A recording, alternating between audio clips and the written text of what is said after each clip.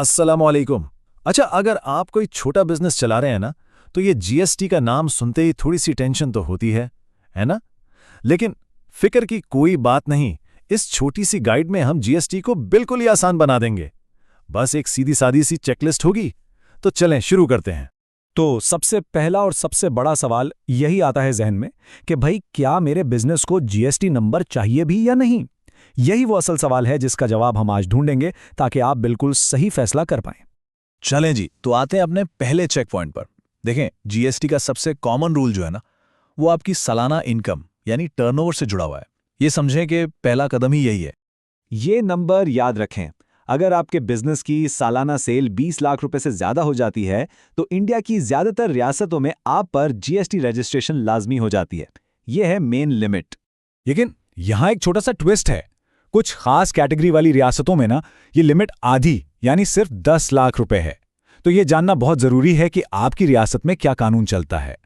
ठीक है, अब आते हैं अपने दूसरे चेक पॉइंट पर। बात सिर्फ इनकम की नहीं है, आप बिजनेस किस तरह का करते हैं ये भी बहुत मैटर करता है।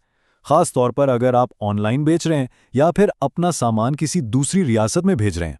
तो सीधी सी बात यह है कि अगर आपका बिजनेस अमेज़न या फ्लिपकार्ट पर चीजें बेचता है या आप अपना माल किसी दूसरी स्टेट में भेजते हैं या फिर कोई भी ऑनलाइन सर्विस देते हैं तो फिर आपकी इनकम चाहे 1 रुपया ही क्यों ना हो, जीएसटी रजिस्ट्रेशन करवानी ही पड़ेगी, लाजमी है। अच्छा, इस मिसाल से बात बिल्कुल साफ हो जाएगी। फर्ज करें एक मोबाइल की दुकान है और उसकी सालाना सेल है 18 लाख रुपए। जब तक वो सिर्फ अपनी लोकल मार्केट में बेच रहा है कोई जीएसटी नहीं चाहिए। लेकिन जिस दिन वो अमेज़न पर बेचना शुरू कर देता है ना, सेल भले वही 18 लाख हो, जीएसटी उसी वक्त लाजमी हो जाता है। देखा, बिजनेस मॉडल में जरा सी तब्दीली से कितना बड़ा फर्क पड़ गया। अच्छा जी, तो अब थोड़ी तसल्ली वाली बात भी कर लें। ऐसे भी हालात हैं जहां जीएसटी की टेंशन लेने की बिल्कुल जरूरत नहीं।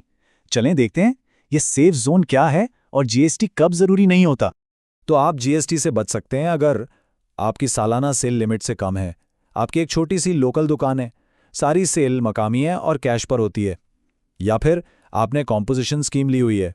अगर आप इनमें से किसी भी खाने में फिट होते हैं तो बस फिक्र की कोई बात नहीं। लेकिन क्या हो अगर जीएसटी लेना जरूरी हो और आप ना लें?